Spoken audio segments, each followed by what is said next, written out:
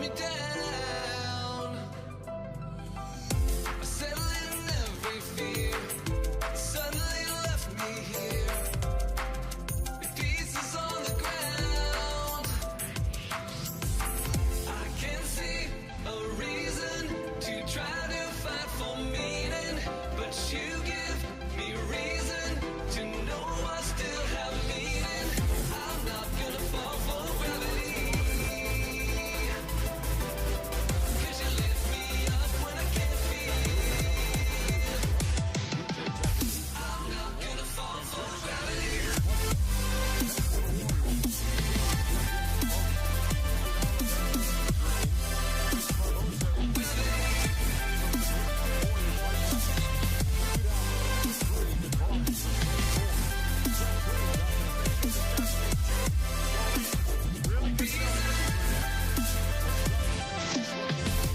Hearing all the wasted breath, struggle with every step, and I cannot get away.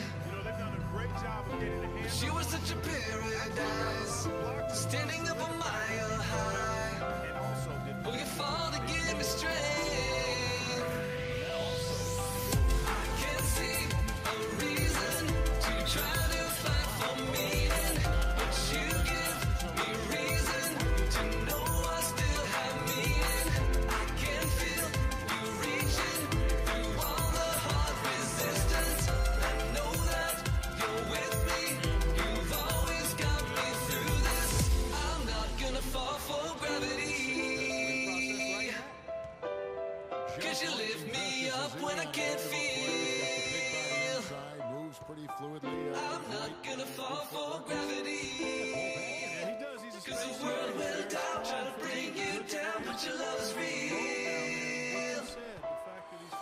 I can't see a reason to try to fight for meaning, but you give me reason to know I still have meaning. I'm not gonna fall for gravity, 'cause you lift me up when I can't feel. I'm not gonna fall for gravity.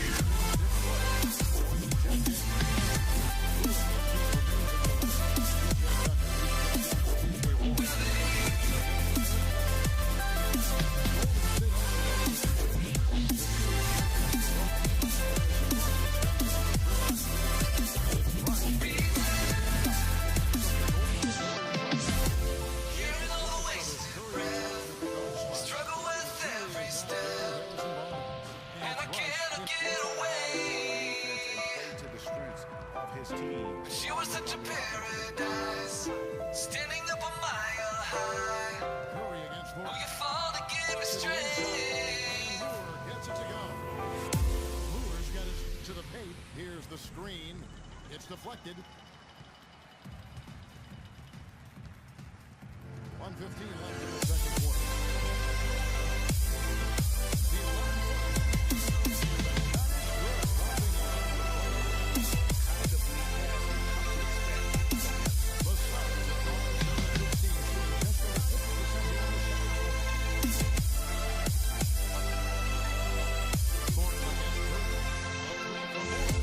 Battling emptiness, I try to get over this, but the weight pulls me down. This is Jack so far.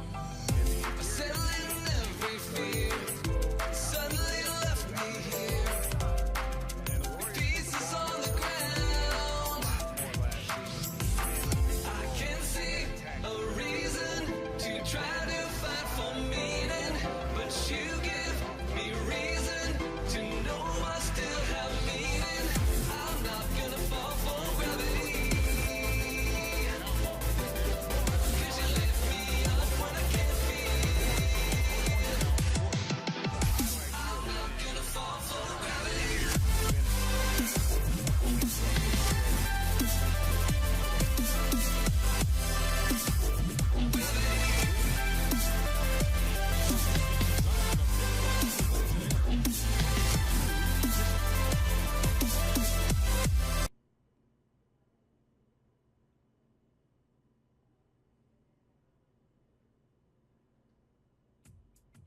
What a life, eh, freak? 1 minute you're playing 21 and horse on the courts in Harlem, and the next moment you're in the showroom, configuring the gunmetal and graphite exterior of your luxury car and your iPad mini. Oh, I bet you get a crazy crowd when you drive that car around the block in the old neighborhood, huh? Yeah, I'm living the dream. Mad pandemonium. But folks from back around the way are real proud of me. Yeah, I hear you. Local kid makes good. You know, it kind of reminds me of when I took my tech stock public and I rang the New York Stock Exchange bell and my mom's friends called her up and said, "Maggie, is that your son on Bloomberg News this morning ringing the bell?" And my mom says, "Yes, sirree, Bob, it was him." That was a great moment, freak. And you know, our lives are like a pearl necklace of great moments, all strung together with the finest silk thread of memories. And we have to be very careful how we cultivate those pearls and we thread that necklace. Does this meeting by any chance have to do with Vic Van Leer? I grew up in the burbs, freak. I wasn't poor, upper middle class, comfortable. My daddy worked as an accountant for one of the largest insurance firms in the country. Smart with his money. Mom didn't have to work. I went to boarding school. And then my dad died of a heart attack when I was a freshman at MIT. I was a movie geek, wanted to be a civil engineer, but I made my fortune by becoming a hybrid of both those interests. My dad didn't want me to be an accountant. Oh, listen to this. My best friend was a guy named Isidore. Yeah, we called him Izzy. He was one of the smartest human beings I have ever met in my life. I mean, Izzy was taking second-year college calculus courses as a high school sophomore, right? Straight-A student, full ride to MIT. Izzy had the world at his fingertips. But he was always looking for trouble, and trouble found him. He ran with the wrong crowd. And when we got to MIT, he got this great job working for a financial consulting firm in Boston. But every weekend, he would fly to Vegas. You see, Izzy had a system for counting cards in Vegas that had the big casinos on the Strip. Oh, stymied. He would come back to MIT with suitcases filled with $200,000 in cold cash. What? Yeah. So your man Izzy was getting hit off like that? Like a fat rat in a cheddar cheese factory, freak. Okay, so what happened to this dude Izzy? Because he's dope. No, not dope. Dead. After he'd been missing for 3 weeks, the Nevada State Police never found hide nor hair of Isidore. And our friendship took a hit when he asked me to hang out with him in Vegas, and I said I wouldn't do it because I knew he was on a dark and twisted path in his life. And yes, he was my dude. But no way was I gonna throw my life away trying to show my loyalty to a guy who really and truly didn't understand what loyalty was all about. So this meeting is about Vic. Correctamente. Okay, well, sir, Vic isn't Izzy. And why's that, freak? Well, for one thing, you and your dead friend Izzy didn't grow up poor. Me and Vic grew up in a neighborhood where we had to look over our shoulder every 2 seconds to make sure nobody was going to walk up on us and rob us. True. Izzy and I did not grow up in the hood. But we, like you, thankfully grew up in a 2-parent household. But even that wasn't enough for Izzy. He wasn't satisfied. He was always looking for a 5-alarm fire when he already had the warmth and comfort of a loving family. This is not about class warfare, freak. This is about the consequences of making bad choices and risking it all when you feel like you have nothing to lose. Vic is like a brother to me, sir. But you shouldn't be Brother Vic's keeper, freak. Would a brother go looking for trouble and put your career and your livelihood at risk by getting into fights at nightclubs and seedy after-hour joints and then scream to the media, "Yeah, it's all good, I'm an FOF, friendo freak. It's all misunderstanding. Y'all be haters, don't hate my game." I don't think a brother would do that to someone they really cared about, but a guy who looked at you like a meal ticket would. No. See, you don't understand Vic. Really? I don't understand. No.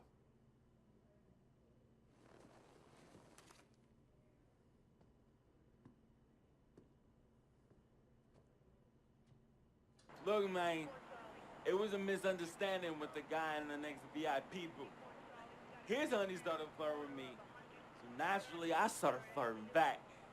Next thing I know, Captain Cornball's off my grill piece beefing. Next thing he know, he got a 2-piece and a biscuit on his left eye. Hey, I don't know who hit him, and it damn sure wasn't me. Hey, Captain Cornball's mad because I'm an FOF, friend of freak. Hey, but check this out though. He needs to train that hottie before he leave the house though. Yo, he's hotties ain't loyal, man. What's there to understand? Are you freaking blind? You know, I just want to know, how much did you pay your lawyers to make all this go away? Almost 100,000. Excuse me, son, I'm sorry, I couldn't hear you. I said I paid almost $100,000. Exactly. And if you keep riding shotgun with Vic, you're gonna go broke. Quick, fast, and in a hurry. Look, Vic is my friend, and I grew up with him. How many times I gotta tell you, sir? Freak, this is not a request. I am not asking you to do this. I am telling you to do this. And the first order of business is that Mr. Vic Van Leer is banned from traveling with you on the road. Vic is banned from the locker room. And Vic is banned from this arena. And if I catch this guy, Vic, in or anywhere near the facilities, Mr. Vic Van Leer will be arrested for trespassing. Are you serious, sir? Brother, I'm as serious as cancer. We all know that can be deadly. You know, when me and Vic were kids, playing summer tournaments at the Dome, we always imagined making it to the pros, right? And after the crowds left, just a street light was on the court, like 11:30, 12 midnight, even 1 in the morning sometimes. We used to practice player introductions, running on the court, giving dab, high-fiving the teammates. Vic, he would act as an announcer. You know, he would introduce me and announce my name on the loudspeaker, and the Jumbotron would flash my image like a little guy dressed in long shorts and a jersey. And now, fresh off his 3-game, 62-point scoring streak, the youngest player to ever do so in NBA history, Frequency Vibrations.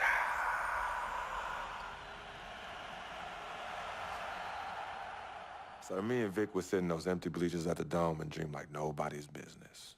And now I'm living a dream. For real. And in so many ways, Vic was part of that. Please, listen to me. I mean, I know this guy's your dude from way back. Look, me and Vic go way back like the front seats of a 67 Cadillac. That's good.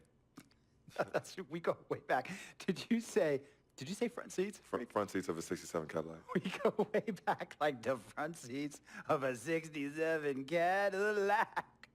Well, Jiminy Crickets.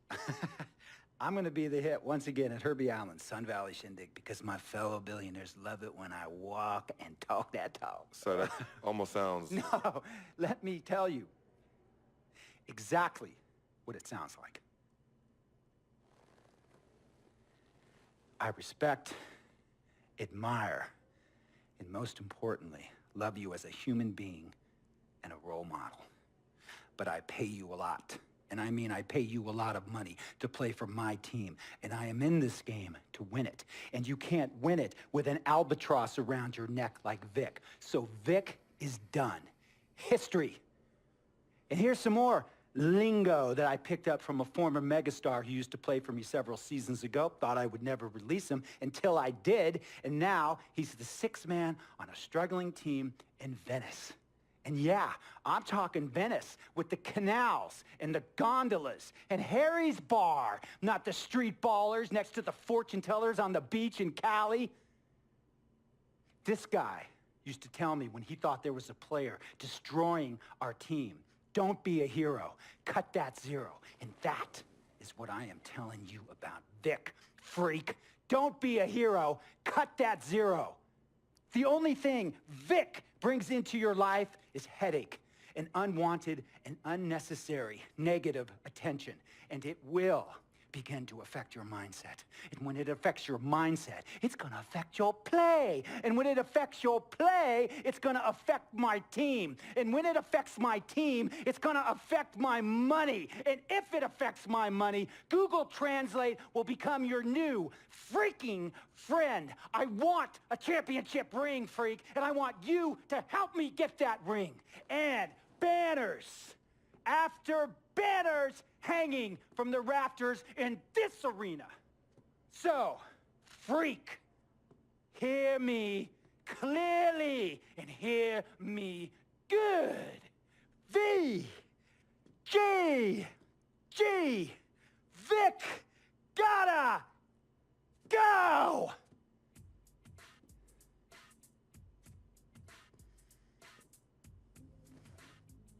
Handle your business.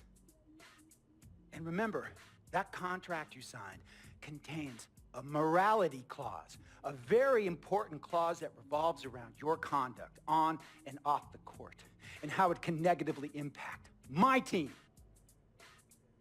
Now, I don't want you to have to learn Italian or Croatian as a second language. And hey, playing pro ball overseas, there's nothing wrong with that. But the arenas are nothing like this, nor will the money be the same.